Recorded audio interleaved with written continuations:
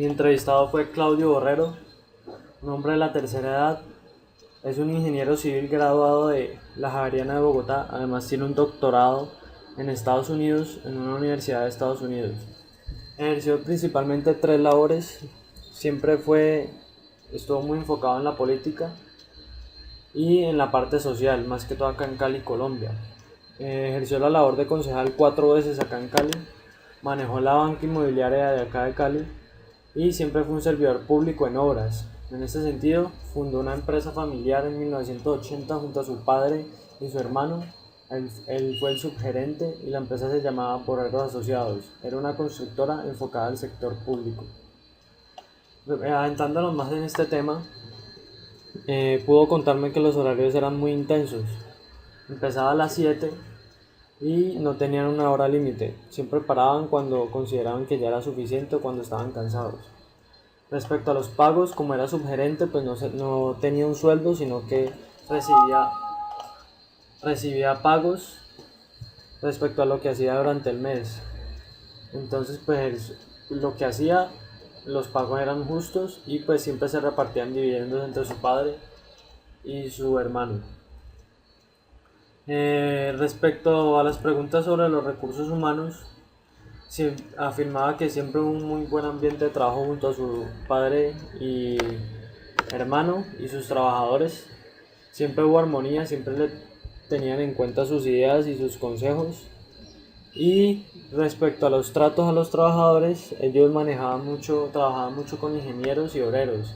Entonces él afirmaba que el trato de cada trabajador que le daban a cada trabajador dependía de su cargo. O sea, a los obreros se les trataba distinto que a los ingenieros. Me imagino que debe ser para psicología, para motivarlos, etc. Respecto a las responsabilidades sociales, siempre estuvieron muy cercanos a sus trabajadores, siempre interactuaban con ellos y trabajaban con ellos en las calles. Respecto a las políticas ambientales, él afirmaba que en esta época no habían tantas preocupaciones respecto al ambiente, debido a que pues sí, no había muchas preocupaciones respecto a lo que pudiera pasar en el ambiente. Entonces había muy poco enfoque en esta variable. Todo era más salvaje, todo se hacía más salvaje, no había tanto desarrollo y por ende había un poco desarrollo respecto al cuidado ambiental. Como él afirma, a lo contrario que es ahora, nosotros como ingenieros industriales tenemos mucho desarrollo respecto al cuidado ambiental porque ya existe una preocupación y en dicha época no existía esta preocupación. Yéndonos al lado por la variable del medio ambiente, pues como ya dije anteriormente, había poca responsabilidad ambiental porque no existía esa preocupación, pero él siempre, durante su vida como estudiante en la Javeriana, siempre tuvo una preocupación sin que ningún profesor o ninguna persona le dijera que esto podría ser un problema. Él le surgió esta preocupación en su mente y siempre la tuvo, que era el crecimiento poblacional.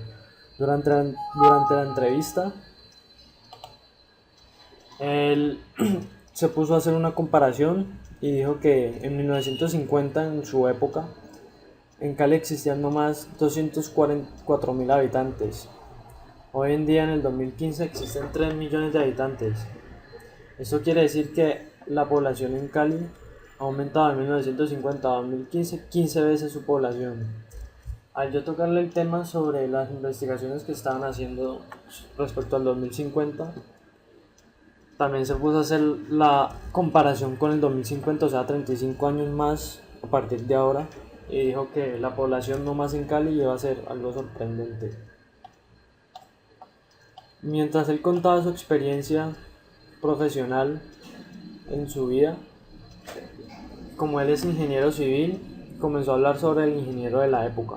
En esta época el ingeniero le tocó recorrer muchos obstáculos, debido a que en esa época, como actualmente también ocurre, había muchos ladrones, muchas ratas. Por ratas se refería a personas en la política corruptas. Entonces que al ingeniero civil o al ingeniero en general le afectaba mucho esto. Por otro lado, también le tocó una época muy difícil que fue la fiebre amarilla. Además, él afirmaba que el ingeniero en esta época era un capataz que dirigía su escuadrilla.